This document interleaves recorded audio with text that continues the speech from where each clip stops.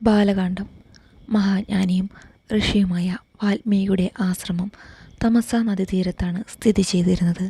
അദ്ദേഹത്തിൻ്റെ മഹത്തായ തപശക്തി ലോകപ്രശസ്തമായിരുന്നു.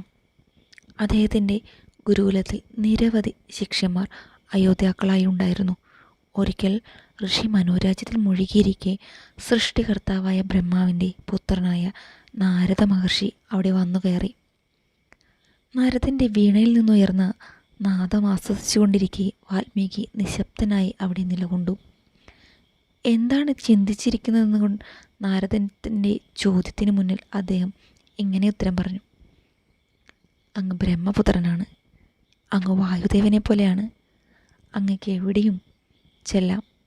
മനുഷ്യ മനസ്സുകളിൽ പോലും ജീവികളുടെ ഹൃദയാന്ത ഭാഗത്തെ ചിന്തകൾ എന്തെന്ന് പോലും അങ്ങേക്ക് അറിയാൻ കഴിയും.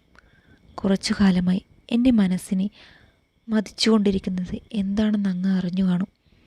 ഗുണദോഷ സമ്മിശ്രമായ ഒരു ജഗത്തിൽ സർവഗുണസമ്പന്നനായ ഒരാളുണ്ടോ എന്ന് ഞാൻ സംശയിക്കുകയാണ്. അങ്ങ് മനസ്സിൽ കാണുന്ന സൽഗുണങ്ങൾ എന്തൊക്കെയാണെന്ന് എന്നോട് പറയൂ. നാരദൻ പറഞ്ഞു. എങ്കിൽ ഞാൻ അപ്രകാരമുള്ള ഒരാളെ തിരഞ്ഞുപിടിച്ച് പറയുകയും അങ്ങനെ അങ്ങയുടെ ജിജ്ഞാസയ്ക്കൊരു അറുതി വരുത്തുകയും ചെയ്യാം. ആർജവം, ഉണ്മ, ധൈര്യം, ധർമ്മിഷ്ഠത, കൃതജ്ഞത, സത്യസന്ധത, തത്വനിഷ്ഠ, നിഷ്കളങ്കഭാവം, ദീനാനുകമ്പ, വിദ്യ, കൗശലം, സൗന്ദര്യം, പ്രസന്നഭാവം, പൗരുഷം, തേജസ്, ജിതകൃതത്വം, ആത്മനിയന്ത്രണം, സർവസദ സഹിഷ്ണുത, സ്വർഗവാസികളെപ്പോലും ഭയപ്പെടുത്തുന്ന സാഹസികത. ഈ സ്വഭാവ ഗുണങ്ങളെല്ലാം എടുത്തു പറഞ്ഞ് അല്പം നിർത്തിയ ശേഷം ഒരു മന്ദഹാസത്തോടെ വാൽമീകി പറഞ്ഞു: മനുഷ്യൻ്റെ പരിപൂർണതയാണ് ഞാൻ പ്രതീക്ഷിക്കുന്നതെന്ന് എനിക്കറിയാം.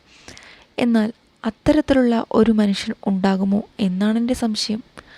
ഒരു മനുഷ്യനിൽ ഈ ഗുണങ്ങളെല്ലാം ഒത്തുകൂടി നിൽക്കാൻ സാധ്യമാണോ? ഒരു ദേവനിൽ പോലും ഇവയെല്ലാം സമ്മേളിക്കുകയില്ല.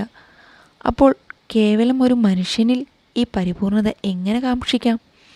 എന്നിരുന്നാലും അങ്ങനെ ഒരാളെയാണ് എൻ്റെ മനസ്സ് തേടുന്നത്, ആ പരിപൂർണ മനുഷ്യനെ. ഭൂതഭവിഷ്യത്ത് മാനങ്ങൾ അറിയുന്ന നാരദൻ വാൽമീകിയുടെ വാക്കുകേട്ട് വളരെയധികം സന്തുഷ്ടനായി. അദ്ദേഹം പറഞ്ഞു: ഞാൻ പറയുന്നത് ശ്രദ്ധാപൂർവം കേൾക്കൂ. അങ്ങനെ ഒരു മനുഷ്യനെ പറ്റി അറിയാൻ എനിക്ക് വഴിയുണ്ട്. എന്തോ ഓർക്കുന്നത് പോലെ അദ്ദേഹം ചിന്താഗമനായി കാണപ്പെട്ടു. അദ്ദേഹം ഇങ്ങനെ പറയുകയും ചെയ്തു: അങ്ങ് എണ്ണിപ്പറഞ്ഞ ഈ സൽഗുണങ്ങൾ മുഴുവനും തികഞ്ഞ ഒരാളെ കാണാൻ വളരെ പ്രയാസം തന്നെയാണ്. എന്നാൽ എല്ലാം കൊണ്ടും പരിപൂർണനായ ഒരു മനുഷ്യനെ പറ്റി ഞാൻ അങ്ങയോട് പറയാം.